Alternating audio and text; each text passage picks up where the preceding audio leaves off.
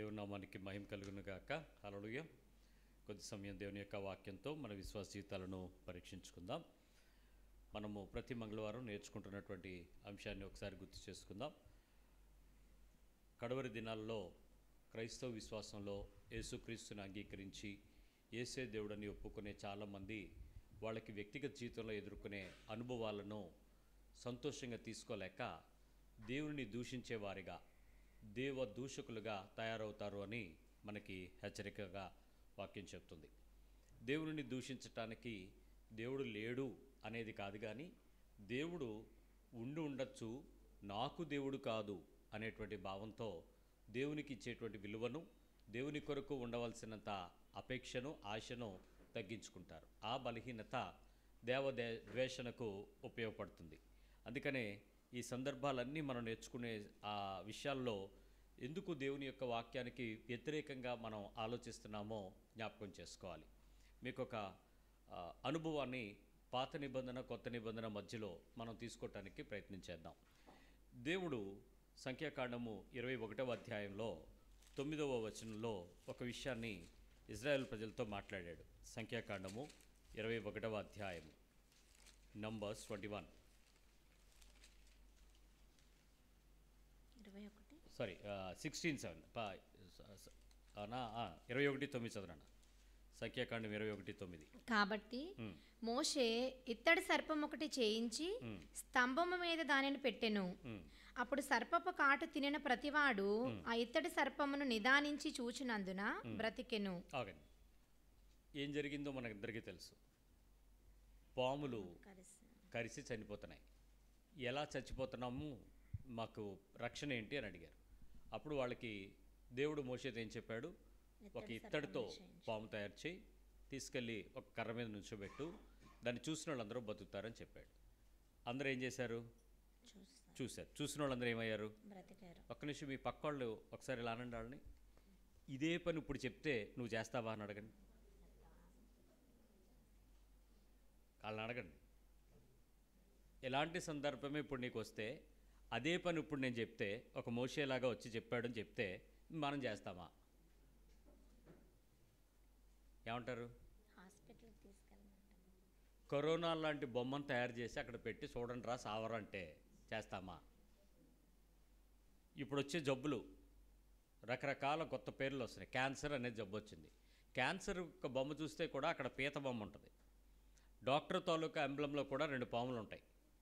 ఇలాంటి బొమ్మల్ని మనకి చూపించి మీరు చూస్తే చావరు, నమ్మండి అని అంటే ఎంతమంది క్రైస్తవ విశ్వాసం నేటి కాలానికి ఇది సరిపడుతుందని ఒప్పుకుంటాం? ఒప్పుకో.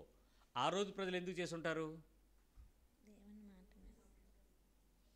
ఒకసారి మన మైండ్ని వెనక్కెళ్ళి, నేను ఆ నిబంధనలో ఉండుంటే చూడని వాళ్ళు చనిపోయారు, చూసిన వాళ్ళు బతికారు. చూడడం చూడకపోవటం ఎవరికి సంబంధించిన విశ్వాసం? అది వ్యక్తిగత విశ్వాసం. వ్యక్తిగత విశ్వాసంలో మోషే మీద విశ్వాసమా, ఇతర సర్పం మీద విశ్వాసమా, దేవుని మాట మీద విశ్వాసమా? ఇది నీ వ్యక్తిత్వానికి ఈ దేవదూషణ ఉందో లేదో తెలియటానికి ఇదే రుజువు. ఇది ఎంత బలమైనటువంటి ప్రమాణమో మనం ఆలోచించుకోవాలి. ఇంకొక ఆలోచన చెప్తాను. హిస్సోపు అనేటువంటిది ఒక కర్ర. ఈ కర్ర చెక్క కూడా కాదు, అది ఒక చెట్టు తాలూకా బ్రాంచ్, ఒక చిన్న పుల్ల. అది ఎర్రగా ఉంటుంది. హిస్సోపు అనేది ఆ పదము ఎర్రనిది, ఎర్రని చెట్టు,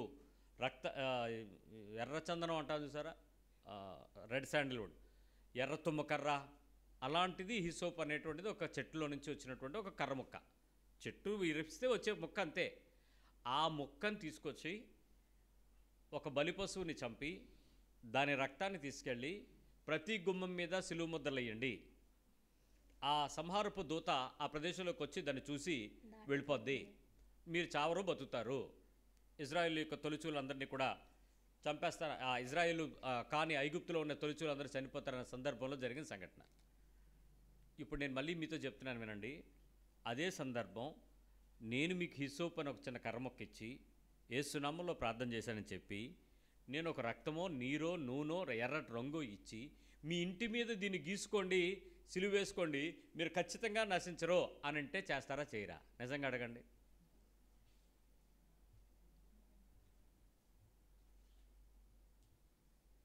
ఎందుకు డైలమాలో ఉన్నారు? నిజం చెప్పనా? చేస్తారు. అదే కదా ఈరోజు మీరు ఇంటి మీద వేసుకున్న ముద్ర, సిలువ ముద్ర. ఎత్తడిదో, వెండిదో, మెళ్ళలోనో, ఒళ్ళోనో, గాజుకో, ఎక్కడో చోట ముద్ర వేసుకుని దానిలో మీ ఉద్దేశం ఏంటి? అది బతికిస్తుంది అనేటువంటి విషయం. కానీ ఇజ్రాయేల్ ప్రజలు ఆ రోజుల్లో వాళ్ళతో చెప్పిన ఏ పనులైనా వాళ్ళు దేవునిని ప్రశ్నించలేదు, దేవుని మాటను ఎదురు తిరగలేదు. దేవుని మాట మేము ఎందుకు నమ్మాలి అనేటువంటి ఆలోచన వాళ్ళకి ఎవరికి లేదు. కానీ దాన్ని యాక్సెప్ట్ చేశారు. కానీ నేటి దినాల్లో అదే దేవుని మాటని, దేవుని యొక్క వాక్యంలో నుంచి యేసుక్రీస్తు వారు మనకు వచ్చి చూపించి చెప్పినా కూడా దాన్ని తీసుకోవడానికి మనిషి లోపల ఏముంది? వ్యక్తిగతంగా కొన్ని పరిస్థితులు, ఒక చిన్న ఆలోచన చేద్దాం. ఇదిగో ఇది యేసుక్రీస్తు శరీరము, ఇదిగో ఇది నా నిబంధన పరిశుద్ధ రక్తము అని రొట్టె ద్రాక్షసం మీకు వచ్చి సప్లై చేయమన్నాడు. అందరూ తీసుకున్నాం, అందరూ ప్రతి వారం తింటున్నాం. మనందరికీ తెలుసు అది యేసుక్రీస్తు యొక్క శరీరం కాదు. ఏంటది? మైదా పిండో, లేకపోతే గోధుమ పిండో, లేకపోతే బ్రెడ్డో, లేకపోతే అప్పమో, లేకపోతే ఏదో చపాతీయో అనేదో పదం. కానీ దాని మనసులో ఏమని చెప్పాము? విశ్వాస సంబంధమైనది కాబట్టి, పలికేది కాబట్టి అది శరీరము అని చెప్పాము. ఆ ద్రాక్షరసం అని తెలుసు, దాన్ని ప్రార్థన చేసే మేమన్నాం అది క్రీస్తు రక్తము అన్నాం. ఇప్పుడు మనం తీసుకుంటున్నాం. దీన్ని తీసుకునేటప్పుడు పాత నిబంధన ప్రజలు ఎలాగైతే విశ్వాస సహితమైనటువంటి భక్తిని దేవుని మీద ప్రశ్నించక చేశారో వాళ్ళు బతికారు. కొత్త నిబంధన జనులు అదే విశ్వాస సహితమైన భక్తిని ప్రకటించాల్సి వచ్చినప్పుడు యేసుక్రీస్తు శరీర రక్తాలను మనం తాకుతూ కూడా అయోగ్యతకు, యోగ్యతకు, విశ్వాసానికి, అవిశ్వాసానికి పరీక్ష పెడుతుంటూ కూడా చాలా చోట్ల వాళ్ళు బతికిన స్థాయిలో మనం దీన్ని పట్టుకుని బతకలేకపోతున్నాం. ఇక్కడ ఏమవుతుందంటే ఇది కమ్యూనియన్ సర్వీస్ అనేది యేసుక్రీస్తు సంబంధమైన మత సంబంధమైనటువంటి ఒక ఆచార క్రమంగా మార్చుకున్నామే తప్ప ఆత్మ సంబంధమైన బ్రతికించుకునే జీవాహారము అని చాలామంది పట్టుకోలేకపోతున్నాం. ఇక్కడ కారణం ఏంటి? ఆ ఇత్తడి సర్పం ఎంతో ఇవి అంతే. యేసుక్రీస్తు వారు మారలేదు. దేవుడు ఇప్పుడు నేడు నిరంతరం ఏకరీతిగా ఉంటాడు. అది మార్పులేని దేవుడు. పాత నిబంధనలో ప్రజలను ఎలా అయితే నడిపించాడో కొత్త నిబంధనలో ప్రజలను కూడా అదే పద్ధతిలో నడిపించాడు దేవుడు. పాత నిబంధనలో ప్రవక్తలు ప్రత్యక్షంగా నిలబడి మాట్లాడారు. క్రొత్త నిబంధనలో పరిశుద్ధాత్ముడు అంతర్యములో నివసిస్తూ విడువక మనతో మాట్లాడుతూ ఉన్నాడు. దట్ సేమ్ పెద్ద డిఫరెన్స్ లేదు. అక్కడ ఎప్పుడో, ఇక్కడ ఎప్పుడు అంతే. అయితే ఈ రెండింటి మధ్యలో దేవుని ఎదుట ఆ బలమైనటువంటి ఆ పరిచర్యలో ఇజ్రాయేలు ప్రజలు బ్రతకటానికి కారణం ఏంటంటే దేవుని మాటను లక్ష్యం ఉంచడం. అక్కడ దేవుని యొక్క ప్రత్యక్షత కనపడకపోయినా ఆయన యందు విశ్వాసం ఉంచడం. నేటి బలహీనత ఏంటి? ఈ కడవరి దినాలలో ఎందుకు దేవదూషణలుగా మారతారట? వాళ్ళు కనపడుతున్న దేవుని మాటను వినపడుచుకోరు, ఎదురుగా వచ్చి మాట్లాడుతున్న మాటనేమో పట్టించుకోరు. ఆయన జీవితంలో నీ కొలుగు చేసుకొని నీ కొరకు మరణించి తిరిగి లేచనరా అని ప్రత్యక్షత చూపిస్తున్న యేసుక్రీస్తు యొక్క ఆ మరణ పునరుద్ధాలను ఆనందించలేరు. సంఘముగా ఏర్పడి సహవాసంగా కూడుకొని నీ జీవితంలో ప్రతిదినం పొద్దున్న లేచి నుంచి మరణించేంత వరకు, నిద్రించేంత వరకు అనేక జీవిత ప్రతి ఏర్పాట్లో దేవుడు కలుగు చేసుకుంటున్నా కూడా దేవునితో మనిషి ఆనందించలేకపోతున్నాడు, మాట్లాడలేకపోతున్నాడు, పట్టుకోలేకపోతున్నాడు. ఇలాంటి ఎన్నో బలహీనతలతో తరమబడేటువంటి మన అంతరంగాలు దేవుని యొక్క మాట లోపలికి విశ్వాసం ఉంచకపోవటం దేవదూషణ కాదా? ఇది ఎప్పుడు జరిగిందో ఈ సంఘటన విషయంలో యేసుక్రీస్తు వారు మాట్లాడిన మాట మార్కు సువార్త 16వ అధ్యాయంలో 14వ వచనం చూడండి. పిమ్మట 11 మంది శిష్యులు భోజనమునకు కూర్చున్నప్పుడు ఆయన వారికి ప్రత్యక్షమై తాను లేచిన తరువాత తనను చూచిన వారి మాట నమ్మనందున వారి అపనమ్మిక నిమిత్తమును హృదయ కాఠిన్యము నిమిత్తమును వారిని గద్దించెను. ఈ విషయం యేసు ప్రభు వారి యొక్క ప్రత్యక్షతగా వచ్చినటువంటి మొదటి పునరుద్ధానములో కనపడుతున్నటువంటి ప్రజల మధ్యలోనే జరిగింది. ఆయనకి ఏమంటాడు? చూసిన వారిని యొక్క మాటలను వాళ్ళు ఏం చేయలేదట? నమ్మటం లేదు. ఎవరాళ్ళు? Own batch. అపోస్తులను పిలుచుకున్నాడు, ఆయన శిష్యులను పిలుచుకున్నాడు, స్నేహితులను పిలుచుకున్నాడు, నా తాలూకా మీరందరూ కూడా నా వారు అని కుటుంబమును పిలుచుకున్నాడు. ఇంతమందిని ఇంత అని దగ్గరగా చేసుకున్నటువంటి వారసులను పిలుచుకున్నటువంటి వ్యక్తులే యేసుక్రీస్తుని ఏం చేయట్లేదంట? వాళ్ళని గద్దించాల్సి వచ్చింది. హృదయంలో ఉండేటువంటి కాఠిన్యం ఎప్పుడైతే నీ హృదయంలో ఉండేటువంటి అపనమ్మిక నీ విశ్వాస జీవితాన్ని సవాలు చేస్తుందో, నువ్వు జరగవలసిన ఎదురు చూస్తున్న లేక ఆశిస్తున్న క్రియ కార్యము అట్టి రీతిగా నువ్వు పొందుకోలేకపోతుందో ఆ బలహీనత నీ జీవితంలో దేవునిని ద్వేషించడానికి ప్రారంభమెట్టు. ఇది ఒకే రోజు పూర్తిగా పరిపూర్ణమైన స్థితిలో బయటికి రాదు. కానీ నీ జీవితంలో కార్యాలు జరగని, ఆశించిన స్థితిని పొందలేని ఆ హృదయ కాఠిన్యత ప్రారంభమై నెమ్మదిగా నిన్ను మూసి నిన్ను కప్పిపెట్టేంతగా, నిన్ను దాచేంతగా పెరిగిపోతుంది. దాని పేరు హృదయ కాఠిన్యత. హృదయంలో హార్డ్షిప్, కఠినం. ఎక్కడెక్కడ మీరు దేవుని ఎదుట హృదయ కాఠిన్యం అవుతుందో ఇక్కడ ఆలోచిస్తే, చూసి చెప్పిన వారి మాట నమ్మనందున వాళ్ళకి ఏమొచ్చింది? హృదయ కాఠిన్యం వచ్చింది. అందుకే ఏం చేశాడు? వాళ్ళని గద్దించాడు. భర్త భార్య ఇద్దరిని కలిపితే బైబిల్ ఏం చెప్తుంది? ఏక శరీరము. ఇద్దరు కూడా తనలో నుంచి వచ్చింది తనదే, ఇద్దరిది ఒకటే. సమస్య వచ్చింది, ఇద్దరు ఏమవుతారు? ఏక శరీరంగా పోట్లాడుకుంటారా, విడిపోయి పోట్లాడుకుంటారా? ఏక శరీరమా? విడిపోయి పోట్లాడుకునేటప్పుడు రెండు శరీరాలు రెండు కుటుంబాలుగా మారిపోతారా, లేకపోతే ఒకే శరీరం ఒకే కుటుంబంగా మాట్లాడతారా? సపరేట్ అవుతుంది. దేవుని మాట ఏంటి? ఆల్రెడీ వినిన మాట ఏంటి? ఏక శరీరము. ఇప్పుడు వీళ్ళు మాట్లాడుతున్న మాట ఏంటి? వినిన మాట, వినని మాట. విని లోబడనొల్లని కాఠిన్యత. ఆ కఠినమైనటువంటి పదం ఎప్పుడైతే హృదయంలోకి వచ్చిందో, నువ్వు దేవుని యొక్క మాటను కూడా నువ్వేం చేయవు, ఇంకా లక్ష్య పెట్టవు. ఎప్పుడైతే నువ్వు దేవుని మాటను కూడా వినవో, నీ హృదయంలో కాఠిన్యత ప్రవేశించటం పద్ధతి దేవునిని దూషించటానికి ప్రారంభం. ఇది ఆజ్ఞాతిక్రమము ఏంటి మనకు తెలిసిన దాని ప్రకారం? పండు తినడం పాపం కాదు, ఆయన చెప్పిన పని చెప్పినట్లుగా చెయ్యకపోవడమే పాపం. ఇప్పుడు మీరు లోకంనైనను, లోకంలో ఉన్న వాటినైనను, ఉన్నవారినైనను, ఉన్న దానినైనను ప్రేమించకుడి ఆజ్ఞ. నేనేమన్నా మార్చానా? చూడండి, 2వ పత్రిక, యోహాను పత్రిక 2వ అధ్యాయము 15వ వచనం. మొదటి యోహాను పత్రిక 2వ అధ్యాయము 15వ వచనం. ఈ లోకమునైనను, లోకములో ఉన్న వాటినైనను, లోకములో ఉన్న వారినైనను ప్రేమింపకుడి. అక్కడ పదము దాన్ని సరిగ్గా అర్థం చేసుకోవాల్సింది ఏంటంటే, లోకములో ఉన్న వాటిని, ఉన్న దానిని, ఉన్న వారిని. అందుకే మీరు చీకటికి వెలుగుతో పొత్తుందా? పొత్తులేదు. వెలుగుకి చీకటితో సాంగత్యం ఉందా? మీరెవరు వారు అప్పుడు? వెలుగు సంబంధులు. అప్పుడు చీకట్లో ఉన్నవారు ఎవరు? లోకంలో ఉన్నవారు. లోకంలోనికి వెలుగు వచ్చును, కానీ వారు దాన్ని గ్రహించలేదు. దానికి కారణం ఏంటి? చీకటిని వారు ప్రేమిస్తున్నారు. వారి క్రియలు చెడ్డమైనందున వారు చీకటిని ప్రేమిస్తున్నారు. సో ఇప్పుడు వెలుగుకి చీకటికి సంబంధం లేనప్పుడు, నువ్వు వెలుగు సంబంధమైనప్పుడు, నువ్వు చీకటి వారిని నువ్వు ఎలా ప్రేమిస్తావు? అక్కడ వాక్యం అదే చెప్తుంది. లోకంలో ఉన్న దానిని అనగానే, ఇది లోకంలో ఉన్నది కాబట్టి టీవీని ప్రేమించద్దన్నాడు దేవుడు. టీవీని ప్రేమించద్దనలే. టీవీలో వచ్చేటువంటి సీరియళ్ళు, సినిమాళ్ళు కాలాన్ని వృధాపరిచే, సమయాన్ని నష్టపరిచే, నీ మనసును ప్రభావితం చేసే, నీ దృష్టికోణాన్ని పాడు చేసే, ప్రేమను చల్లార్చే అలాంటి వాటి వైపు నువ్వు మనసును పెట్టుకోవద్దని చెప్పాడు. దాన్ని కనిపెట్టిన వ్యక్తి, జ్ఞానం ఇచ్చినవాడు దేవుడే. దాన్ని ఉపయోగకరమైనటువంటి ప్రణాళిక కొరకు తయారు చేసింది దేవుని జ్ఞానమే, మేధస్సే. కానీ మనిషి దాన్ని ఏం చేస్తున్నాడు? కాలక్షేపపు యంత్రంగా మార్చుకున్నాడు. దానిని వృధాపరుచుకునేటువంటి వ్యక్తిత్వాన్ని చంపుకునే స్థితికి కారణమవుతున్నాడు. ప్రపంచంలో అనేక నేరాలు, ఘోరాలు కారణం ఏంటి అనంటే, నేరాలు, ఘోరాలు సీరియలేనట. తెలుసా? ఎందుకు అనంటే, వాడు చెప్పేటువంటి పద్ధతిలో నేను కూడా ఒకరోజు కనపడాలని ఒకడు చేశాడు మర్డరు. వాడిని అడిగితే చెప్పాడు, అది ఆ సీరియల్ వల్లే నేను చేయాల్సి వచ్చింది. ఎందుకు అలా చేసావనంటే, ఎలా చేసే టెక్నిక్స్ ఆడు చెప్పే పద్ధతి బాగుంది, నన్ను కూడా కార్యక్రమంలో చూడాలనుకున్నాను, అందుకని అలా చంపాను.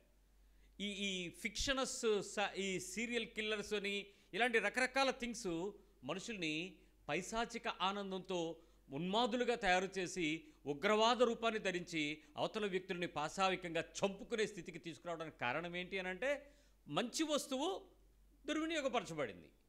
ఉద్దేశం మంచిదే, ఒరే బాబు ఇలా జరుగుతుందిరా అని చెప్పాలనుకుంటున్నాడు ఆ ప్రోగ్రామ్ డిజైనర్. కానీ అది తీసుకునేవాడు ఎలా అవుతున్నాడు? దొంగతనం ఎలా చేయొద్దో చెప్తాడా? దొంగతనం ఎలా చేయొద్దో చెప్తే అర్థం ఏంటి? అలా కాకుండా ఇంకోలా చేయమని. అంతే కదా, ఇలా చేస్తే దొరికిపోతావు, ఇంకోలా చెయ్యని. సో ప్రతిదానికి మనసు ఏమవుతుంది? సాతాను తాలూకు ఆలోచనతో నింపబడినప్పుడు కుయుక్తితో మార్చబడుతుంది. దేవుని మాట కూడా అదే చెప్తుంది. లోకమును ప్రేమించొద్దన్నది ఆజ్ఞ అయితే, లోకంలో ఉన్నదాన్ని ఎలా ప్రేమిస్తావు? ఉన్న వారిని ఎలా ప్రేమిస్తావు? విషయాన్ని గమనించుకుని ప్రత్యక్షతలోకి వచ్చేటప్పుడు నాకు అనవసరం, నేను ఇలాగే ప్రేమిస్తాను అన్నాడు అనుకోండి, అన్నదనుకోండి, అప్పుడు వాళ్ళు ఏం చేస్తున్నారు? హృదయంలో ఏం ప్రవేశించింది? కఠినత. ఈ హార్ట్ ఎప్పుడైతే కఠినంగా ప్రవేశించుతుందో నువ్వు దేవునిని ద్వేషించే దూషించే వ్యక్తిగా నువ్వు మరుగొల్పబడతావు. త్రుత్తురగా నెమ్మదిగా మలచబడతావు. హృదయము ద్వేషించబడేటువంటి కఠినత రావడానికి కారణం ఏంటంటే దేవుడు అనేటువంటిది ఒక విలువ అయితే దేవుని కన్నా మరేదో విలువైనది నీ ముందు అత్యధికమైన ప్రమాణం కలిగింది అవుతుంది. There is something more value than God. దేవునికి ఇచ్చేటువంటి విలువ పెద్దదైతే నీవిచ్చేటువంటి విలువలన్నీ దేవుని కన్నా కిందకి రావాలి. ఇక్కడ నేను దేవుని కన్నా నా ఉద్యోగాన్ని నేను విలువ ఇచ్చాను అనుకోండి, అప్పుడు నాకేది ప్రయారిటీ? జాబ్. నా ఉద్యోగం కన్నా నాకు ఒక వ్యక్తి నా వ్యక్తిత్వం కన్నా వ్యక్తిని ప్రేమించడం ప్రయారిటీ అనుకోండి, అప్పుడు ఏది ప్రయారిటీ? నా వ్యక్తిత్వాన్ని కట్టే దేవునితో నేను ఉండకుండా నన్ను ప్రేమిస్తున్న వ్యక్తిని నేను ప్రేమిస్తున్నానంటే నా హృదయం కఠినమవుతుంది. నా ప్రయారిటీస్ మారుతున్నాయి. డబ్బుని ప్రేమించడం, లోకాన్ని ప్రేమించడం, సుఖాన్ని ప్రేమించడం, శరీరాన్ని ప్రేమించడం, కుటుంబాన్ని ప్రేమించడం, లేక ఆస్తులను ప్రేమించడం, బంగారాన్ని ప్రేమించడం, మమకారాన్ని ప్రేమించడం, ఇవన్నీ ఏమవుతాయి? దేవుని స్థానాన్ని ఆక్రమిస్తాయి.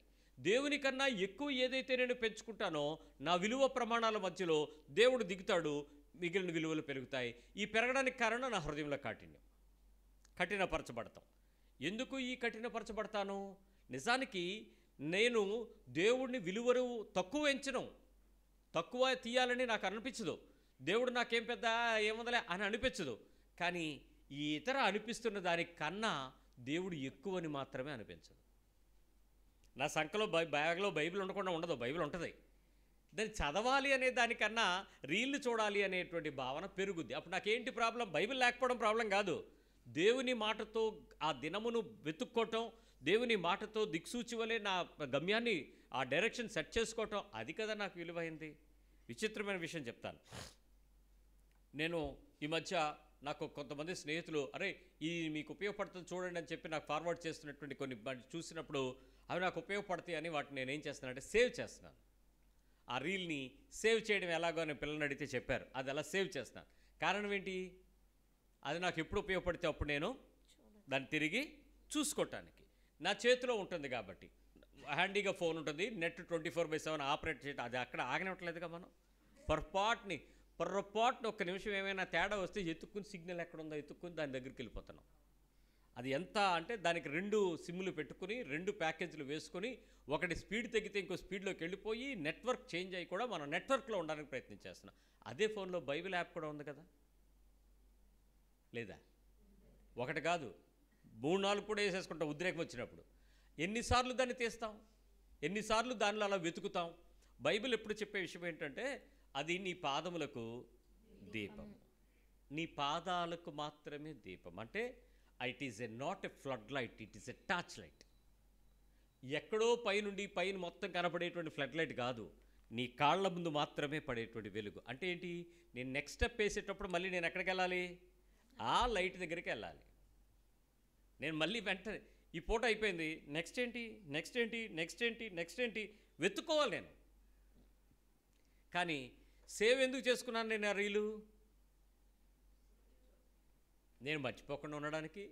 నిజంగా నాకు కావాల్సింది అయితే నేను మర్చిపోతానా చెప్పండి? ఒకసారి చూస్తే చాలా గుర్తుపెట్టుకుంటాం. మీకు కూడా కొన్ని ఇన్ఫర్మేషన్స్ ఉంటాయి, ఒకసారి వింటారు, ఒకసారి జరుగుతుంది సిచ్యువేషన్, ఒకసారి చూస్తారు. కానీ ఇప్పుడు మీ మెమరీలు పోలేదు చూడండి, మీరు సచ్చేదొరకు పోవు అవి. ఏంటంటే నేను చూశానంటాం. ఎన్నిసార్లు చూస్తావు? ఏదైనా జరిగిన సీను ఒకదాని తర్వాత 4 సార్లు జరిగిన తర్వాత రిజిస్టర్ అయిందా నీ మైండ్లో అన్న తర్వాత జరిగిపోద్ది. అది ఇదేమీ కాదు, స్టాప్ సీన్ ఏం కాదు ఇది. So regular running scene. కానీ ఇలాంటివి చాలా నీ మైండ్లో గుర్తున్నాయి. దేవుని మాటలు నీకు మైండ్లో అలాంటి స్థానాన్ని తీసుకున్నాయా? అంటే ఏమైందంటే బైబిల్ నాకు లేకపోవడం కాదు, బైబిల్ వాక్యము దేవునితో నాకు ఉండేటువంటి ఆ సంబంధాన్ని కొనసాగించుకునే స్థితి కన్నా ఇంకేదో పరిస్థితి నాకు ఎక్కువయ్యింది. అక్కడ కఠినత వస్తుంది, కంపారిజన్ అనమాట. సో దేవునితో ఉండేటువంటి, దేవుని ప్రజలతో ఉండేటువంటి, దేవుని సంఘంతో ఉండేటువంటి, దేవుని వాక్యంతో ఉండేటువంటి, దేవుని ప్రార్థనా జీవితంతో ఉండేటువంటి ప్రయారిటీస్లో నా హృదయం కఠినమా, నాకు ఇంకేదో విలువైనది దేవుని కన్నా జరిగితే ఆటోమేటిక్గా నాకు అది వస్తుంది. ఆ హృదయ కాఠిన్యత పెరిగే కొద్దీ నా వ్యక్తిత్వం, నా ఆత్మీయ జీవితంలో దేవునిని దూషించటానికి, తెగబడడానికి, తిట్టడానికి, అసహించుకోవటానికి ఎక్కడో చోట కారణమవుతుంది. ఒక సందర్భంలో మీరు ఆలోచిస్తే ఏ విషయంలోనైనా నా హృదయము నన్ను కఠినతలోకి తీసుకుని వచ్చేటప్పుడు జరిగేటువంటి ఒక పరిమితి ఎలా ఉంటుందో చెప్తాను. నాకు ఏవే విషయాలు చెయ్యకూడదు అనేటువంటి విషయం నాకు బైబిల్ నేర్పింది. ఏం చేయకూడదో మీకు తెలుసు. ఒకవేళ మీరు చేయాల్సి వస్తే ఏం చేస్తారు చెప్పండి? చెయ్యవలసి వచ్చానో అంటారా?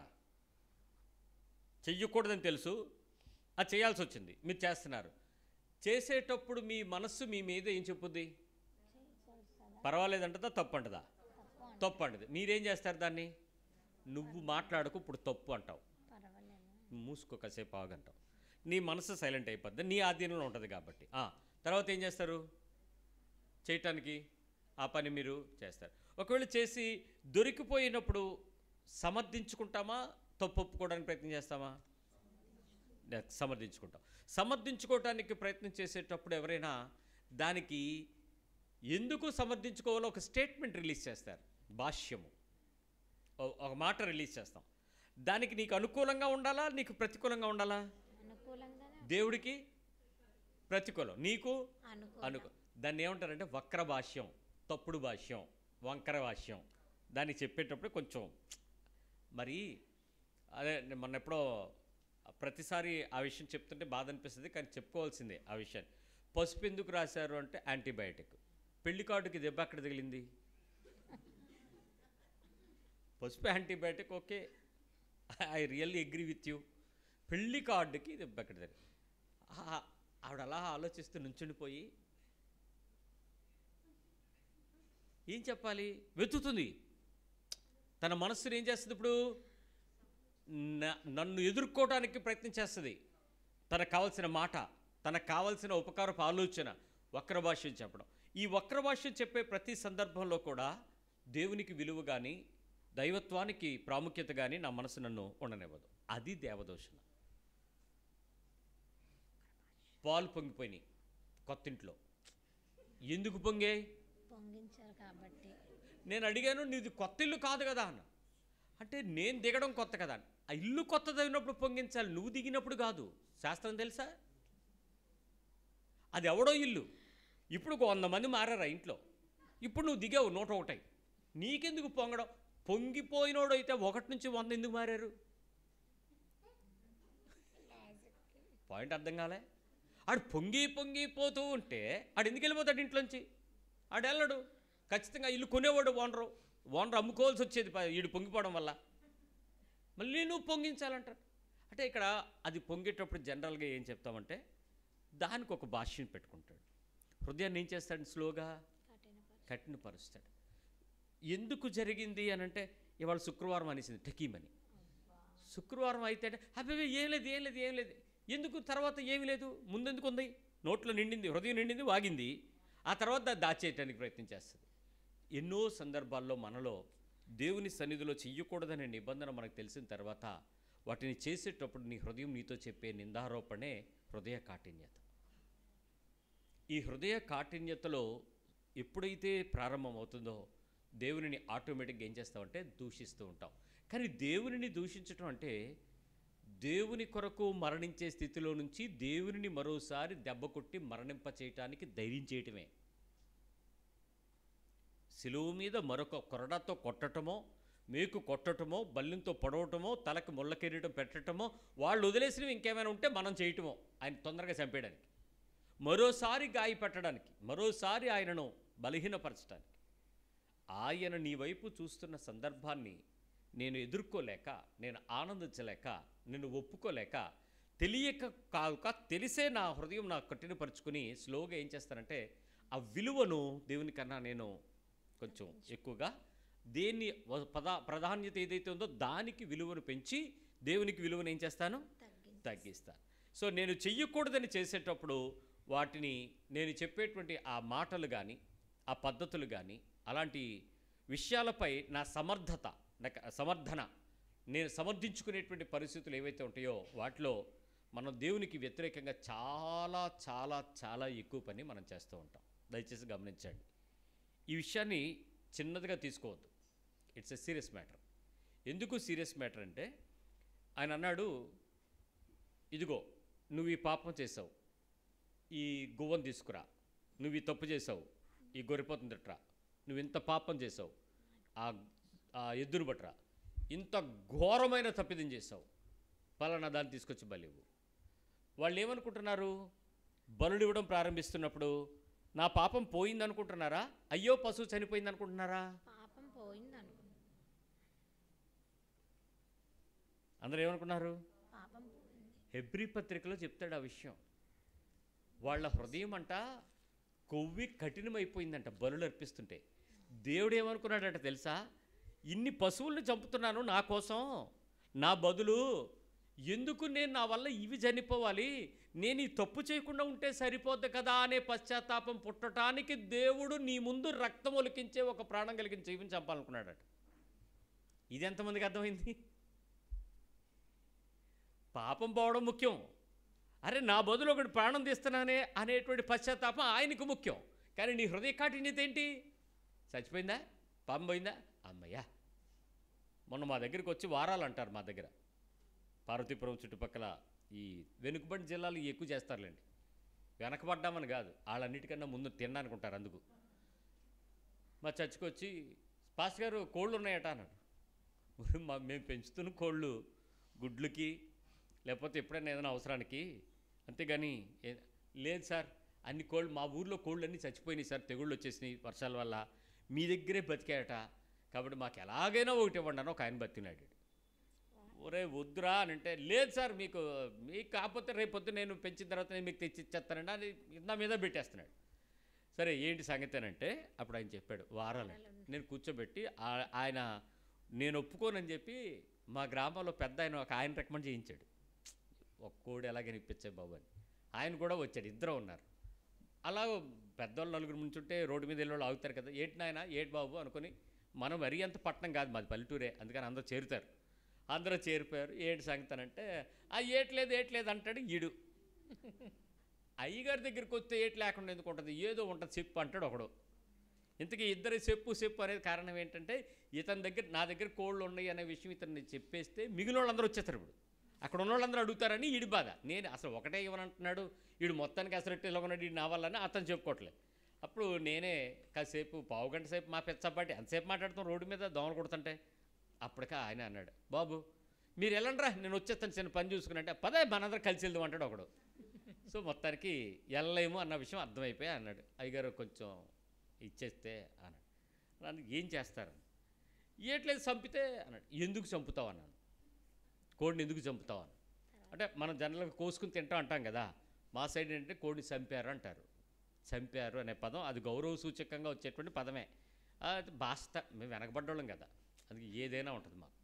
సో అందుకనంటే అప్పుడు ఆయన ఎందుకు చంపుతారు అనిసానంటే, అదే వారాలు కదేటండి. అది ఈ వారం అంటే ఏంటని అంటే దేవత అన్నాడు. అయితే ఎందుకు దేవతకి రక్తం ఎందుకు ఇవ్వాలి అని ఏంటో మరి అందరు ఇత్తమా అన్నాడు. అందరు ఇత్తమ కాదు, నువ్వెందుకు ఇస్తున్నావు నీకు తెలుసా? తెలియదండి అన్నాడు. తెలుసుకోవాలి కదా అన్నాడు.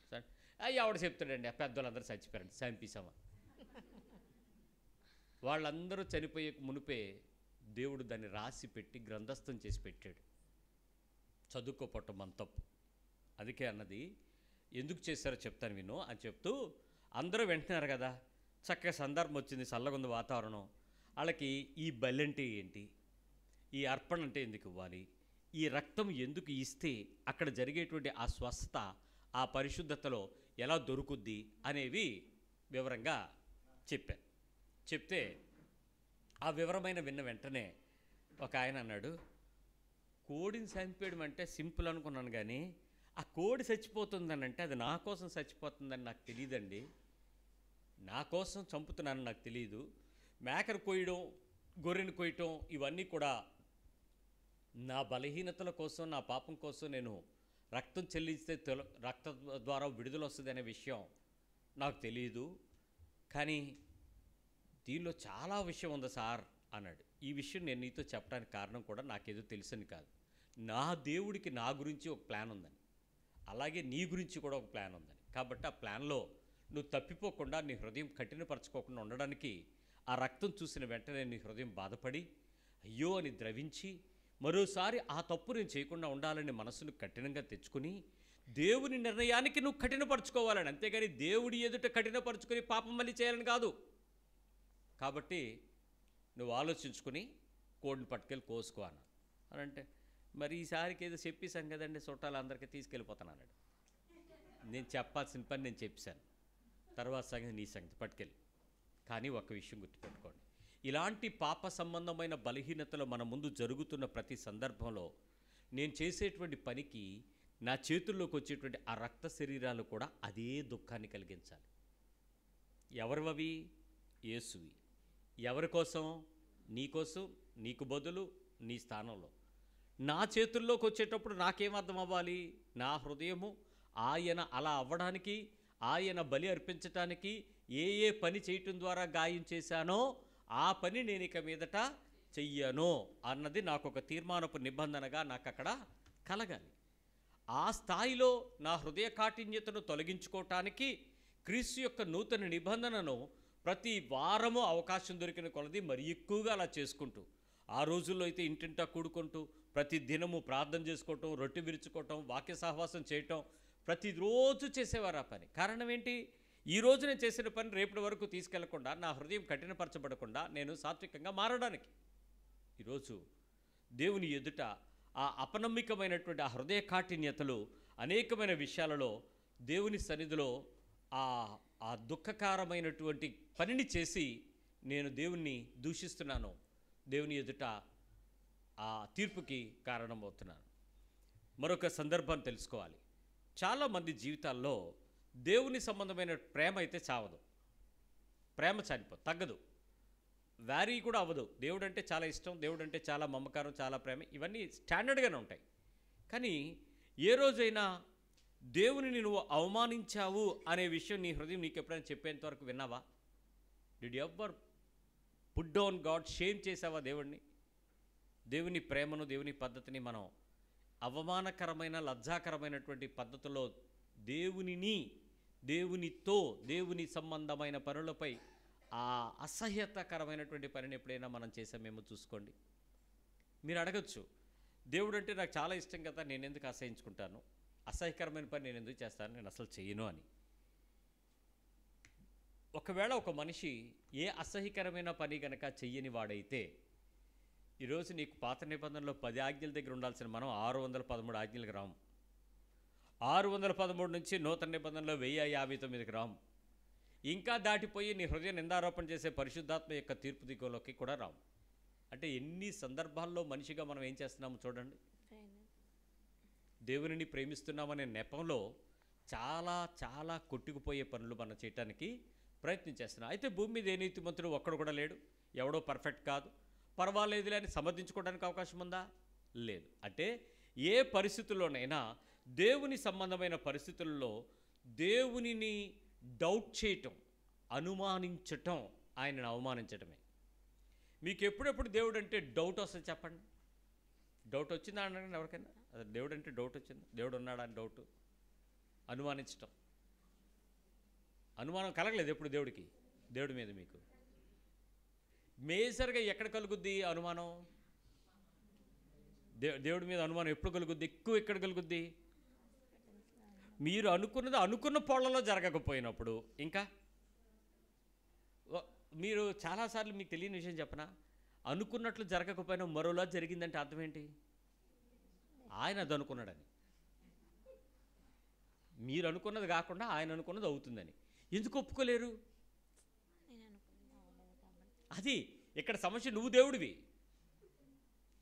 నేను అనుకున్నాను, నాకు అవ్వలేదు, అంతే. దేవుడు కూడా అలాగ అనుకుంటే ఏమవుతుంది? ఇద్దరు దేవుళ్ళు కొట్టుకున్నారట అక్కడ పాత పురాణాల్లో. ఆ గొడవలే కదా ఇప్పటికీ కూడా. జై శ్రీరామ్ అని ఎందుకు అనాలి? ఆ గొడవల కారణంగా దేవుళ్ళు కొట్టుకుని లాస్ట్ మనుషులు కొట్టుకునే దగ్గర తెచ్చింది ఆ జై శ్రీరామ్. ఆలోచించి చెప్పండి, ఎందుకు దేవుడిని అనుమానిస్తున్నాము? మన హృదయంలో దేవుని యొక్క పూర్తి సార్వభౌమిక అధికారానికి ఒప్పుకోలేనప్పుడు మనిషి సహజ సిద్ధంగానే తన బలాన్ని, తన ప్రభావాన్ని చూపాలని ప్రయత్నం చేస్తాడు. ఆ టైంలోనే దేవుని డెసిషన్స్ ఏవి కూడా మనిషికి అంత ఇంపుగా అనిపించవు. ఎన్నోసార్లు కదా నీకు జరిగింది ఇలాంటి, ఒకరోజు 2 రోజుల, బోల్డ్ సార్లు నేను అనుకున్నాను ఒకసారి, ప్రభువా నువ్వెంతో మంచోడివి, నువ్వు నీ చిత్తం చేయటంలో సమర్థత కలిగిన వాడివి, నేనంటే నీకు ఇష్టం కాబట్టి నేను చేసే అంటే ఎప్పుడు ఇలాంటి స్టేట్మెంట్ వచ్చిందో కూడా చెప్తాను మీకు. అంటే నువ్వంటే నాకు చాలా ఇష్టం, నేనంటే నీకు ఇంకా ఇష్టం, నువ్వు ఎప్పుడు కూడా నా మాట కాదనలేదు, అసలు ఇంక ఇలాగే కంటిన్యూ అయిపోదాం ప్రభువా అని చాలాసార్లు దేవుని స్తుతించినప్పుడు. ఇలాంటి స్టేట్మెంట్ నేను ఎందుకు స్తుతించాల్సి వచ్చిందో చెప్తాను. నేను ఎక్కడికి వెళ్ళి ఏది ప్రార్థన చేస్తే అది అయిపోయింది. మీరు నమ్మరు కానీ స్కానింగ్లో మగపిల్లడు ఉంటే లేదా ఆడపిల్ల పుట్టద్దంటే ఆడపిల్ల పుట్టేసింది. అది మరి స్కానింగ్ ఎలా మారిపోయిందో కూడా తెలియదు.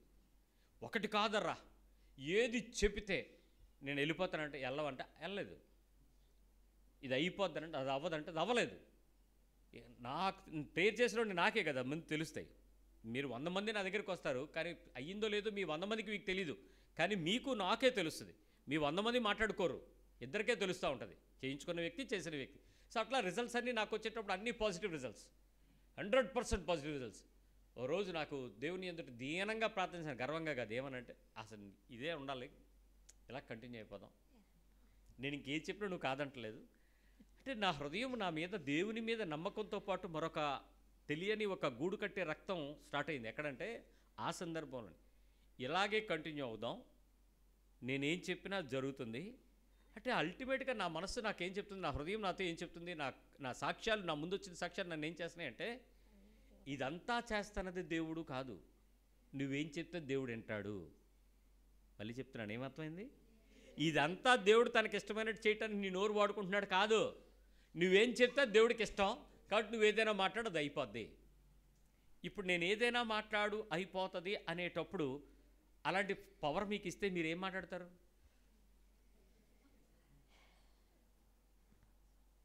ఇప్పుడు ఎవడో ఒకటి రావాలనే కదా కోరుకుంటాడు, వస్తే మీరు ఏమనాలని అనేస్తారు, అనేస్తే అది అయిపోద్ది, అయిపోతే మీరు దేవుడు అయిపోతారు.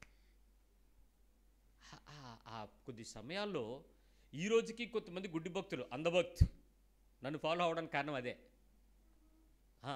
ఎందుకు ఫాలో అవుతారు అంటే అతను చెప్పింది అయిపోద్దండి, అతను చెప్పింది అయిపోద్ది కాదు, ఆయన చెప్పమన్నది ఈయన చెప్తున్నాడు అందుకు అవుతుంది. ఇక్కడ మీరు నన్ను రెచ్చగొడుతున్న కొద్దీ నాకేం హెచ్చిపోతుంది, నా శరీరం ఇంకా చేయాలనిపిస్తుంది. మీకు తెలుసా, నేను దేవుణ్ణి అపనమ్మకం లేకుండా ప్రేమిస్తున్నా, కానీ నా మీద నాకు నమ్మకం ఏమవుతుంది, ఎక్కువ అవుతుంది. అదే దేవుని యందు నాకున్న అపనమ్మకం.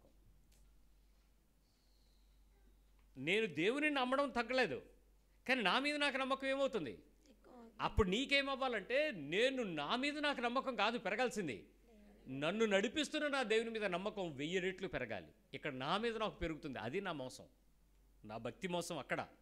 ఈరోజు మీలో చాలామందికి ఇదే జరుగుద్ది. పిల్లలు వచ్చి మీతో చెప్తారు, మమ్మీ నువ్వు ప్రార్థన చేసావు, నాకు అలాగే జరిగింది, నువ్వే నాకు ప్రార్థన చేయాలి.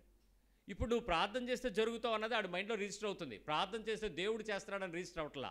ఇప్పుడు ఏమవుతున్నాం మనం, డే టు డే లైఫ్ అంతా మోసమే.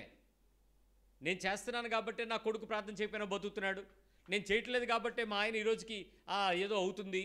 ఇక్కడ నేను ఇది ఎంత మోసగాళ్ళుగా రెండో ఎండ్లో ఉంటుందంటే, నిజంగా ప్రార్థన చేసేవాళ్ళు మేము ప్రార్థన చేయడం వల్లే జరుగుతుంది అనే స్థాయికి పెంచుద్ది. రెండు మోసాలే.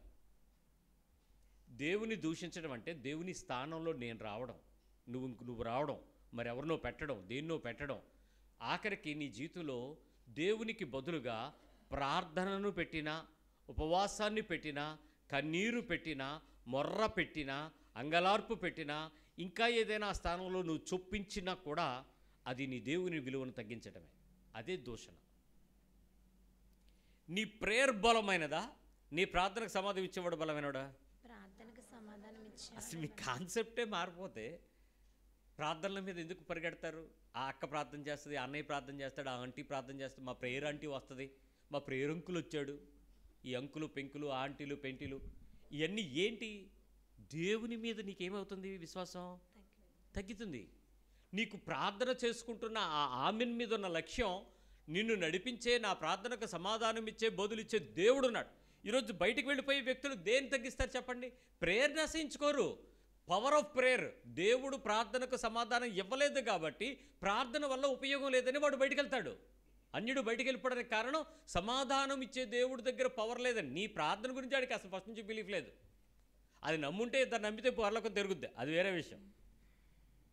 చెయ్యి చూద్దాం, చెయ్యి ఇలా పట్టుకుని ఇప్పుడు నేను దీనిలో ఏముందో చెప్పు, ఇది ఇప్పుతానో మూస్తానో చెప్పు అని అంటే అది ఎలా ఉంటుంది? ఇదే ప్రార్థనకు మనం వేసే బిస్కెట్లు. దేవుడా నీ చిత్తమైతే చెయ్యి, నీ చిత్తం కాకపోతే మానే. యేసు ప్రభు ఆ పదం వాడాడు అని అంటే అది ఏ కండిషన్లో వాడాడో ఒకసారి వెళ్ళి చూడండి. ఆ పదాన్ని మనం నీ చిత్తమైతే తీసేయి అనే పదాన్ని నీకు ఒక్కసారి దేవుని విలువను ఎలా యేసు చూపించాడో మీకు చెప్తాను వినండి. నేను ఒక ఊరు వెళ్ళాలనుకుంటున్నాను. ఓకే, ఆ ఊరు వెళ్తే నాకు ఓ 10 లక్షలు వస్తుంది. ఎంత వస్తుంది? 10 లక్షలు. ఆ ఊరు వెళ్ళడం ఇప్పుడు నాకు ఇష్టము, నాకు టైం కూడా ఉంది. ఇప్పుడు నేను ప్రార్థన చేస్తున్నాను. ఏమని? ప్రభువా చెప్పండి. ఆ ఊరు నేను నా ప్రార్థనలు వేరు, మీలా కాదు, నా స్టైల్ ఎక్కువ. నేను వెళ్తున్నాను, బస్సు చూసుకో, ట్రైన్ చూసుకో, ఫ్లైట్ చూసుకో, నా మార్గం సరళం చేయి, ముందర నడిచేవాడు నువ్వు తోడుగా ఉండు, కార్యక్రమంలో ఏ ఆటంకం లేకుండా చేయి. ఇంతవరకు బాగానే ఉంది. ఇప్పుడు లాస్ట్లో అడిగేటప్పుడు బైబిల్ గుర్తొస్తుంది. ఏమంటాడు? ప్రభువా నీ చిత్తం అయితే అక్కడికి వెళ్ళడానికి సహాయం చేయి. ఒకవేళ నీ చిత్తం కాకపోతే నన్ను ఆపే, ఆటంకాలు తెచ్చే. కానీ నా మైండ్లో ప్రార్థన అంతా పవర్ దేని మీద ఉంది? కారణం ఏంటి? ఆ 10 లక్షల బెనిఫిట్ నాకు కావాలి. నా ప్రార్థన పవర్లో దేవుడు నాకేం చేయాలనుకుంటున్నాడు? ఇప్పుడు నీ చిత్తమైతే నన్ను ఆపే అనేది నా ఫెయితా, నా డౌటా? అది ఇప్పుడు నా ఫెయిత్ అంతా దేని మీద ఉంది? వెళ్ళాలి. ఇప్పుడు నీ చిత్తం అయితే అన్నాను. ఇప్పుడు యేసుప్రభు ఏమంటాడో తెలుసా? నీ చిత్తం అయితే ఆ రక్షించే ప్రణాళిక ఆపి సంపడానికి తీసుకెళ్ళు, అది చిత్తమైతే. పాయింట్ చూస్తున్నారా? నీ చిత్తమైతే ఆ గిన్నె నా నుంచి తీసేయి, కానీ నీ చిత్తమే జరగాలి. ఏంటి? నువ్వు నన్ను మరణించుట నీకు ఇష్టం, అతడు నలుగుగొట్టబడుట తండ్రి అభీష్టమాయను. కాబట్టి నేను ఈ సిలువ శ్రమలు సహించి భరించి ఓర్చుకుని రక్తం కారి లాస్ట్ కాడు పొడిచాక రక్తము నీరు కలిసి కిందకొచ్చిన తర్వాత నా ఆత్మ నీకు అప్పగించేంత వరకు కూడా ఎలాగైతే నీవు కోరుకున్నావో దేవా, ఆ సిస్టంలోకి తీసుకెళ్ళడమే నీ చిత్తము జరిగించు. అతని ప్రార్థనలో మెయిన్ టార్గెట్ ఏంటంటే తప్పించు కాదు, తీసుకెళ్ళు. ఇప్పుడు నీ ప్రార్థన ఏంటి? మన రెగ్యులర్ ప్రేయర్స్ ఏంటి? ప్రభువా నా బిడ్డ నొప్పి తట్టుకోలేకపోతున్నాడు నాయన, నువ్వు ఎలాగైనా నువ్వు పొందిన దెబ్బల ద్వారా కాచిన రక్తం ద్వారా స్వస్థపరచు ప్రభువా. ఇదే కదా ప్రార్థన, విశ్వాసంతో సహితమైన ప్రార్థన, రోగిని స్వస్థపరచు. ఇప్పుడు నేను ఇంకోలా ప్రార్థన, ప్రభువా ఈ నా పిల్లోడు నొప్పి పడడం నీ చిత్తం అయితే దీని ద్వారా నేను ఏం నేర్చుకోవాలో అంతవరకు అడిగి తగ్గించుకో, దాన్ని అలా కంటిన్యూ చేయి. దాని ద్వారా నేను నేర్చుకునే పాఠంలో ఒక్క నిమిషం కూడా మిస్ చేయకు. నీ చిత్తమే జరుగునుగాక, ఆమేన్. ఇది ఎలాగుంటుంది? ఇప్పుడు ఎవడా కోరుండి తెచ్చుకుంటాడు శ్రమ? నా విలువ దేవుడు, నా ప్రార్థన కాదు. నా హృదయము దేవుని యొక్క మాట, నేను మాట్లాడుతున్న మాటలో వచ్చే ప్రార్థనా పదాలు కాదు. నన్ను నడిపించేవాడు దేవుని ఆత్మయే, కానీ నా ఆత్మ దేవుని సంగతులు వెతకకుండా భూ సంగతులను వెతికినట్టే అయినను మీరు అడిగినను మీ భోగముల నిమిత్తము మీరు అడుగుతున్నారు కనుక మీరేమీ పొందలేకపోతున్నారనే వాక్యం నాకు తెలుసు, కాబట్టి నేను అడగను. కానీ నువ్వెందుకు అడుగుతున్నావు? అయితే ఎందుకు అడిగించాలనుకుంటున్నావు నీ సేవకు నోట్లో వచ్చి ప్రార్థన అని చెప్పి లిస్ట్ చెప్పేసి దీనికోసం ప్రార్థన చేయి, దీనికోసం ప్రార్థన చేయి, దీనికోసం ప్రార్థన చేయి. మనం ప్రేయర్ అంతా అయిపోయింది. లాస్ట్లో ఒక సిస్టర్ గారు పెద్ద ఆవిడ వచ్చి ఆవిడ చెప్పింది, బాబు నా పిల్లోడి కోసం ప్రార్థన చేయి, మా ఆయన కోసం ప్రార్థన చేయి, మా ఆవిడ కోసం ప్రార్థన చేయి, మా బొట్టు కోసం ప్రార్థన చేయి. ఇంతకీ అన్నిటి ప్రార్థనలు దేనికోసం చేయమంటారు చెప్పండి? ఆవిడ ఏం కోరుకుంటుందో దానికన్నా దేవుడు బాగా చూడాలని, బాగా ఇచ్చేయాలని, బాగా చేసేయాలని. నీ ఉద్దేశంలో దేవుడి దగ్గరికి వెళ్తే భగవంతుడు సమస్తము మంచిగా చేస్తాడు, చూస్తాడు, అంతే. క్రైస్తవ్యంలోకి రానంత వరకు మీ విశ్వాసం ఇలాగే ఉండనివ్వండి. ఒకసారి వచ్చిన తర్వాత లేదు, మిమ్మల్ని పచ్చడి రోట్లో వేసి దంచుతాడు, ఇబ్బందులు కొలుములు వేసి కాలుస్తాడు, పొగ పెట్టి నీ జీవితంలో కొలిమి రేపుతాడు, నీ అంతరంగంలో ఉన్నటువంటి ఆ మస్టంతా తొలగిస్తాడు. నీకు ఎటు చూసినా అవమానాలే, శిక్షలే, కన్నీరే, దుఃఖమే, ఆఖరికి నీ బతుకు సువర్ణంలాగా మారిపోవాలి. అదే ఆయన ఉద్దేశం. రానంత వరకు దేవుడు మంచోడు, దేవుడు మంచోడు, దేవుడు. వచ్చిన తర్వాత దేవుడు ఇంకా మంచోడని చెప్పాలి. నువ్వు వచ్చిన తర్వాత వచ్చేటప్పుడు ఏదో అనుకున్నాను కానీ దేవుడు నాయనో అనకూడదు. వచ్చాక తెలిసిందండి నేను ఎంత బలహీనరాలను. నేను ఎప్పుడు చెప్పినా అది చెప్తా. ప్రభు దగ్గరికి రానంత వరకు నేను చాలా పర్ఫెక్ట్. ప్రభు దగ్గరికి వచ్చాక అర్థమైంది నేను ఎంత ఇంపర్ఫెక్టో. అసలు ఎక్కడ వెతికినా ఏ పేజీ తీసినా మాట్లాడేయడమే అది. ప్రతి దానిలో ఆజ్ఞలు కనపడేవి, ప్రతి దానిలో కనపడే. రోజు మీరు చెప్తే నమ్మరు, రాజుల చరిత్ర చదువుతుంటే ఈడికి ఈడికి మొత్తం 5 అధ్యాయాలు వరుసన చరిత్రే, జనాలే చిరాకేసి ఎవరికొస్తా ఉపయోగం ఈ పేర్లను చదివి తిప్పేసి 5 పేజీలు తిప్పేసి నెక్స్ట్ ఎక్కడ చరిత్ర స్టార్ట్ అయిందని అక్కడ చదువుతున్నానండి. కోరమండల్ ట్రైన్లో వెళ్తున్నాను చెన్నై, దారిలో ఆల్మోస్ట్ చిరాకు పుట్టి దాన్ని ఇలా పక్కకి తీసుకెళ్ళిపోతుంటే ఇలా చూస్తూ ఉంటే సడన్గా నాకు కొన్ని అక్షరాల్లో నాకు వినపడుతున్న మాట ఏంటంటే, చెవుల్లోకి కళ్ళలోకి కనబడుతున్నాయి. వినపడుతున్నది ఏంటంటే, ఒకవేళ నీ జీనియాలజీని ఇలా రాయాల్సి వస్తే ఇలా తీసేస్తావా అని అడిగాడు. నీ వంశక్రమాన్ని రాయాల్సి వస్తే ఇలా తీసి తిప్పేస్తావా, కొట్టేస్తావా, ఆ పేజీల చరిత్ర తిప్పేస్తావా అని వినపడిపోయింది. మీ వంశంలో ఎవడో ఉద్ధరించకపోయినా పలానా వంశంలో వచ్చామని చెప్పుకునేటోడు గర్విస్తారా లేదా? ఆ ఉత్తములు ఆ లక్షణాలు లిస్ట్ ఉంటుందా లేదా? మీకు తెలిస్తే ఉంచుతారా, తీసేస్తారా? ఇదంతా స్క్రాప్ బ్యాచ్ అని తీసేస్తారా? ఆడు 100 ఎకరాలు ఆరిపేసినా మా తాత 100 ఎకరాలు ఆరిపోయాడని ఆడి పేరు కూడా రాస్తారు కదా, రాయిరా. ఆడు తాగి తందనాలాడి ముండలతో తిప్పి మొత్తం బంగారం అంతా నాశనం చేసి లాస్ట్కి మా నాన్న 3 ఎకరాలు ఉంచాడండి అని చెప్తారా లేదా? మీ తాత గొప్పతనం, మీ నాన్న గొప్పతనం కూడా. ఆడు ఎంత పనికి మళ్ళీ పనైనా అంత గొప్ప రాస్తే, మరి నా యేసుక్రీస్తు వారి రాకడకు సంబంధించినటువంటి సూచన గురించి మత్తయి సువార్తకు లింక్ కలపడానికి రాజుల దగ్గర ఇంతమందిని రాస్తే నువ్వేంటో తిప్పేస్తున్నావు అని అడిగాడు దేవుడు. ఈ విషయం తెలుసా? ఆ తర్వాత మళ్ళీ వెనక్కి వెళ్ళి ఆ అధ్యాయం తీయడం ప్రారంభించినోడికి చెన్నై వచ్చింది. ఆ స్టడీలో ఆ ఫస్ట్ పేజీలో ఆ 4 పేర్లు చూసి ఈ పేరుకి మధ్యలో చరిత్ర ఏంటి అనేది వెతకడం ప్రారంభించిన తర్వాత ఆ పుస్తకంలో కింద మీద కింద తిప్పుకుంటూ వెళ్ళి 4 ఒక్క పేరానే కంప్లీట్ అయింది. 4 తరాలే చదివా. అయ్యో బాబోయ్, అనవసరంగా తిప్పేసి ఏదో చదివేద్దాం నేర్చుకుందాం అనుకుంటాను, అసలు చదవాల్సింది చదవలేకపోయానని. అంటే దేవుని సంగతుల కొరకు ఆ మాట ఎంత ప్రాధాన్యతగా నీ జీవితంలో విలువగా పెంచుకున్నావు నువ్వు. ప్రభు దగ్గరికి వచ్చాక నేర్చుకునే విలువ ఇక లోకంలో దేన్నైనా పెంటగా చూడగలిగే స్థాయికి రావాలి. వచ్చామా? ఇంకా మనకు చాలా విలువైన ఉన్నవే, చాలా గొప్ప విషయాలు ఉన్నాయే, చాలా వాటితో పోలిస్తే దేవుడు అనేది ప్రయారిటీస్ దగ్గరికి వచ్చాడు, కొంచెం అటు ఇటు కదులుతున్నామే.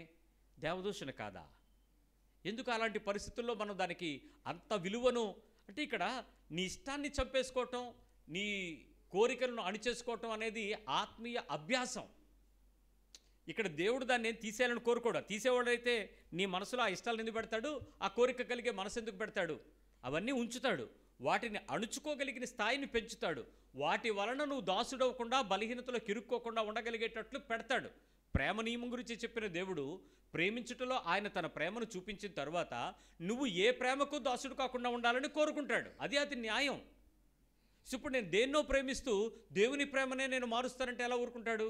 అక్కడ కదా నాకు తెలియాలి దేవుని విలువ. సో అంతరంగిక సత్యము, అంతరంగంలో కోరుకునే పద్ధతి వచ్చినప్పుడు దాని విషయంలో నా విలువ ఎలా పెరుగుతుందో చూడండి. యవనస్తులు ఉంటారు, చాలా విలువైనటువంటిది ఏంట్రా అని అడిగితే ఐఫోన్ అంటాడు. నిజానికి ఐఫోన్ కన్నా వాల్యుబుల్ స్టఫ్ ఉండేటువంటి ఫోన్స్ చాలా ఉన్నాయి, అలాంటి తక్కువలో వస్తాయి. కానీ మనిషి క్రేజీ అంతా ఏంటి? ఐఫోన్. మంచిదే. సో ఐఫోన్ యొక్క క్రేజీని నేను ఒక విలువైనది పొందుకోవడానికి దేవుడు నాకు సహాయం చేశాడు, నేను కొనుక్కున్నాను, లేక నాకు సామర్థ్యం వచ్చింది, లేక నాకు ఈ బహుమతి ఇచ్చాడు అని నువ్వు బహుమతిని బట్టి ఆ పొందుకున్న వస్తువును బట్టి నీ హృదయం పొంగుతున్న స్థితి, నీ ప్రాణమునకు విలువ పెట్టి కొని తిరిగి లేపడానికి నిన్ను చేర్చుకోవడానికి సిద్ధపడుతున్న ఆయన గురించినటువంటి ఆ ఉత్తమమైనటువంటి కోరికకు నీ హృదయం లేచింది ఎప్పుడైనా? ఒక వస్తువు యొక్క గొప్పతనాన్ని, మేలేమైన ఆ విలువను బట్టే గర్వం పొందిన నువ్వు మరి ఈ దేవుని గురించినటువంటి విలువక నీ మనసు పెంచబడింది ఎప్పుడైనా? పెరిగిందా? నేను చెప్తున్నది మీరు దేవుడంటే చీ అంటారని కాదు, మీరు ఎప్పుడూ చీ అనరు, కానీ చా అంటలేదని, ఆ స్థాయికి మీ మనసు పెంచటం లేదని. అది పెంచకపోతే దూషించే స్థాయి వస్తుంది, హృదయంలో కఠినం వస్తుంది, వక్రభాష్యాలు చెప్తావు, అవమానిస్తావు, అనుమానిస్తావు, లక్ష్యముంచలేవు, ఒప్పుకోలేవు, దానికి లోబడలేవు, దాన్ని ఆనందించలేవు, దేవుని నీతిని నెరవేర్చలేవు, దేవుని కొరకు ఆశగా మరొక రోజుకి ముందుకి చూడలేకపోతే దేవుని దూషణ యొక్క భాగము అంతం ఎలా ఉంటుందో చెప్పనా? ఎండింగ్ ఎలా ఉంటుందో చెప్తాను. పోన్లే, ఏం చేద్దాం, వెళ్ళిపోదాం, పోన్లే అవని, పోన్లే పోన్లే సర్లే ఇవ్వలేదా, పోన్లే అయ్యిందేదో అయ్యిందిలే, దేవుడు ఏదో ఇలా చేస్తున్నాడులే. దేవుని సార్వభౌమిక అధికారానికి ఒప్పుకున్నావా, రాజు కఠినత్వానికి లోపడుతున్నావా?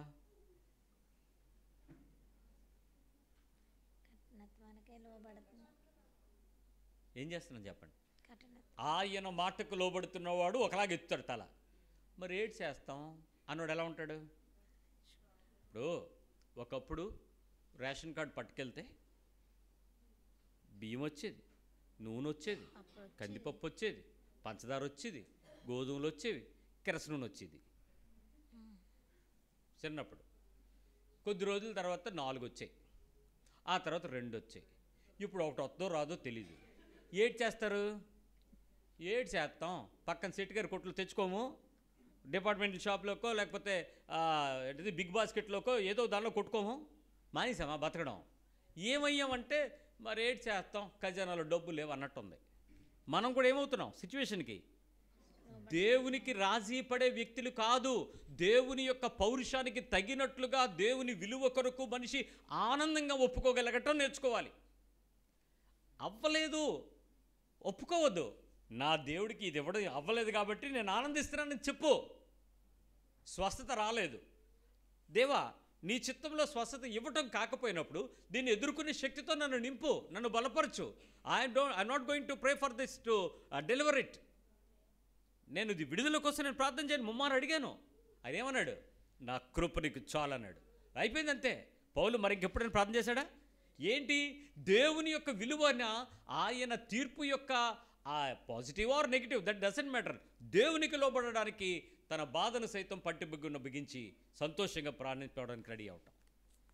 ఇక్కడ రిజల్ట్ ఓరియంటెడ్ భక్తి కాకుండా ఆ రిజల్ట్ ఎవరి దగ్గర నుంచి రాకపోయినా ఇవ్వగలిగిన సమర్థత కలిగిన దేవుడు దాన్ని ఆపాడు అని అంటే ఆయన బలమునకు నేను ఆనందిస్తున్నానని చెప్పగలిగే హృదయం పెంచటమే ఆయనను దూషించకుండా ఉండగలిగే స్థాయిని పెంచుకోవటం. నిజంగా మన హృదయాలు అలా ఉన్నాయా చెప్పండి? Whatever the say no accept చేయగలరా దేవుణ్ణి? విత్ ద సేమ్ హార్ట్ రాగలరా? సేమ్ హార్ట్ రాగలరా? మీకు చిన్న మాట చెప్తాను. ఆ పిల్లోడు ఆ తల్లిని ఇందాక నుంచి పచ్చడి గోధుమ పిండి తొక్కినట్టు తొక్కుతున్నాడు. ఏం ప్రేమిస్తుంది? అలాగా తొక్కించుకుంటుంది. ఏం చేయదు, కొట్టడానికి మరి మనసు ఒప్పుకోదు. నేను ఎదురుగా నేనున్నాను. ఆడు నువ్వు దెబ్బ వేసింది అనుకో సెట్ అయిపోతాడు, కొట్టుకో సెట్ అవుతాడు. పావుగంట తర్వాత కూడా మళ్ళీ ఎలాగొచ్చేస్తాడు? వాళ్ళ అమ్మ దగ్గరికి వస్తాడా? ఇంకెవరైనా వస్తే మీరు మీ సంఘం ఎక్కుతాడా? మరి కొట్టింది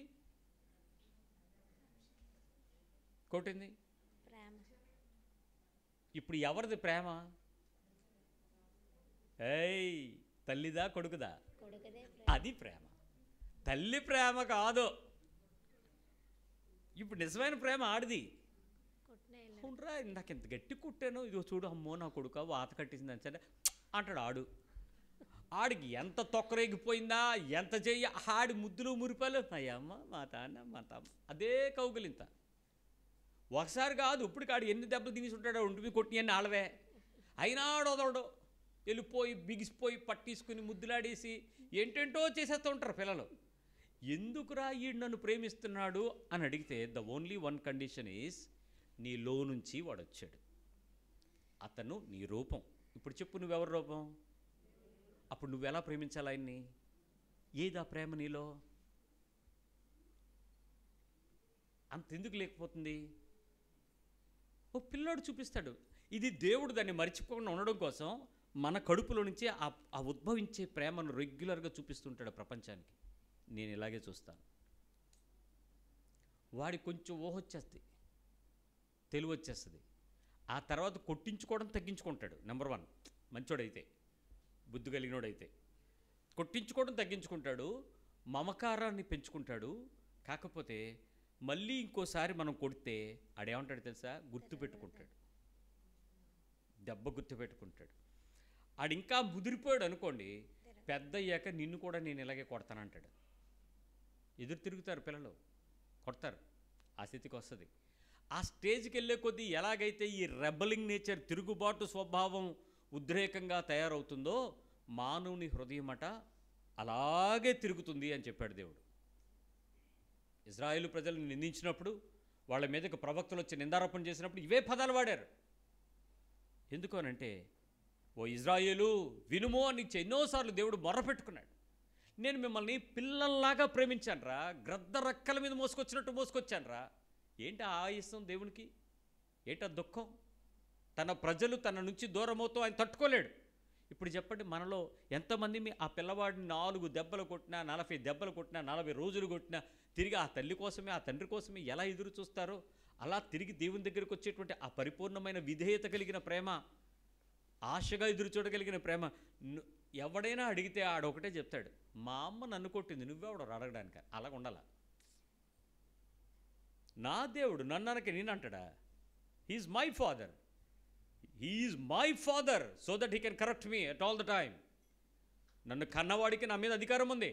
ఆయన కన్నలేదు, నన్ను కొన్నాడు కూడా. సో నేను బానిసను, పౌలు ఎందుకంటే నేను ఖైదీనని. అది ఆత్మీయత. దూషించకుండా, దేవుని ఎదుట బదులు పలకకుండా యోబు ప్రేమించినట్లు, పౌలు లోబడగలిగినట్లు, యేసు విధేయ చూపినట్లు, ద బాప్తిస్మిత్ యోహాను తలనరికించుకోవడానికి సిద్ధపడినట్లు, ఏంటి హతసాక్షులైన అనేకుల లక్షణాలు ఎందుకు మనలోకి రావట్లేదు ఈరోజు? Still the Christianity is demanding something from God, not sacrificing for the sake of God. ఇవ్వలేకపోతుంది, తీసుకుందామని ఎదురు చూస్తుంది. ఇంకా దేవదూషణ, దేవునిని దూషించుట కానీ, దేవునిని ద్వేషించుట కానీ క్రైస్తవ జీవితంలో ఎప్పటికీ కూడా హృదయంలోకి రాకూడదు. Never and ever. ఏ రోజు నీ మనసులోనికి దేవుని మీద ఒక చిన్న కఠినత ఒక నిమిషం లోపలికి వచ్చినా, జాగ్రత్త సుమి, అమ్మో కడవరి రోజుల్లోకి నేను వచ్చేసాను, ఇది ఎండ్ టైం, ఇది నా జీవితంలో జరగబోతుంది, ఇప్పుడే నా హృదయం నన్ను నిందారోపణ చేస్తుంది, నాకే ఎందుకని కానీ, దేవుడు ఏంటని కానీ నేను రాజీ పడకూడదు. I should be rejoice in the lord all the time. నిజాయితీగా నేను ఆనందించాలి ప్రభులో. మరలా చెప్పుదును, ప్రభునందు ఆనందించుడి. ఆ ఆనందించే ఆ ఆశ్చర్యకరమైన స్థాయిలో నీ ఆత్మీయతను నువ్వు ఎంత ఎక్కువగా పెంచుకోగలవో ఒకసారి ప్రయత్నించేసి చూడు. చాలామందికి ఆశ ఉంటుంది, ఆసక్తి ఉంటుంది. పరిస్థితిలో వాళ్ళని ఏం చేస్తాయి చెప్పండి? పుట్ డౌన్ చేస్తాయి, నలిపేలాగా చేస్తాయి, జారిపోయేలాగా చేస్తాయి. ఏమంటే ఏదేదో చేద్దాం అనుకున్నాం సార్, కానీ ఏమీ చేయలేకపోతున్నాం సార్. దేవుడు ఏమంటాడు తెలుసా? నువ్వేం చేయొద్దు, కనీసం నీవు నాతో అలా ఉండి చాలు. నువ్వేదో చేస్తే నువ్వు నాకు మహిమేమి ఇవ్వక్కర్లా, నేను నీకు ఇస్తా. నువ్వేం చేయనప్పుడు నువ్వు ఆనందించని. ఈరోజు ఆత్మీయ జీవితంలోకి వచ్చిన తర్వాత, ప్రభుతో నడిచిన మొదటి రోజు ఏ ఆనందంతో అయితే ప్రభు దగ్గరికి వచ్చానో, ఈ 25 ఏళ్ల నడకలో కూడా నా హృదయం ఏ రోజు కూడా ఆయన నుంచి దూరం అవ్వలేదు.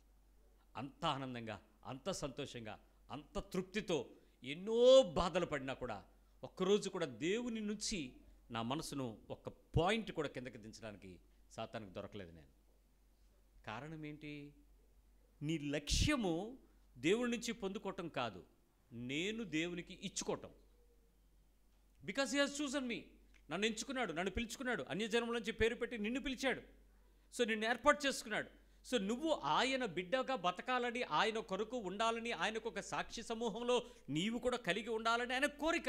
ఇది చాలామందికి అర్థం కాల. ప్రపంచంలో చాలామంది ఇంకా ఇతర పరిస్థితుల మధ్య లోబడిపోతూ ఉన్నారు. నన్ను పిలిచాడు, నేను ఉంటాను. అన్నీ ఉన్నప్పుడు ఒకేలా ఉన్నాం, ఏమీ లేనప్పుడు ఎంతకన్నా బాగున్నాం. చాలాసార్లు ఆనందించేది ఏంటి తెలుసా? ఆ లేమి రోజులే బాగున్నాయి, ఆ కరువే బాగుందర్రా. ఆ పెదాలు ఎండిపోయి ఉమ్ము తడుపుకుంటున్నప్పుడు, తాగడానికి తినడానికి దొరకనప్పుడే ఆత్మలో ఆనందించగలిగాం. ఇప్పుడు అన్నీ ఉండి తినలేక ఉపవాసం చేయడానికి నొప్పి పెడుతుంది, బీపీలు వచ్చి, షుగర్లు వచ్చి గోల పెడుతుంది బాడీ. ఆ దినాల్లో ఖడ్గమైనను కరువైనను చూడకుండా పరుగులెత్తాం. ఎందుకు? దేవుడు, ఆయన బాట, ఆ విలువైనటువంటి ఆ వాక్యపు యొక్క జీవపు సారం తెలిసిన తర్వాత మౌనంగా ఎలా ఉండగలరు? ఈరోజు ఆఖరి రోజుల్లోకి వచ్చేస్తున్నాం. దేవుని దూషించే రోజులు ఎక్కువైపోతాయి, ద్వేషించే రోజులు ఎక్కువైపోతాయి, అపనమ్మకం కలిగి ఉండే రోజులు ఎక్కువ వస్తాయి, రాజీ పడే పరిస్థితులు వస్తాయి, సరిలేని నిర్లిప్తతగా బతికే రోజులు వస్తాయి. దయచేసి అలా బతకద్దు. ఈ పాపాన్ని మనం గెలవడానికి ప్రయత్నం చేద్దాం, ప్రార్థన చేద్దాం.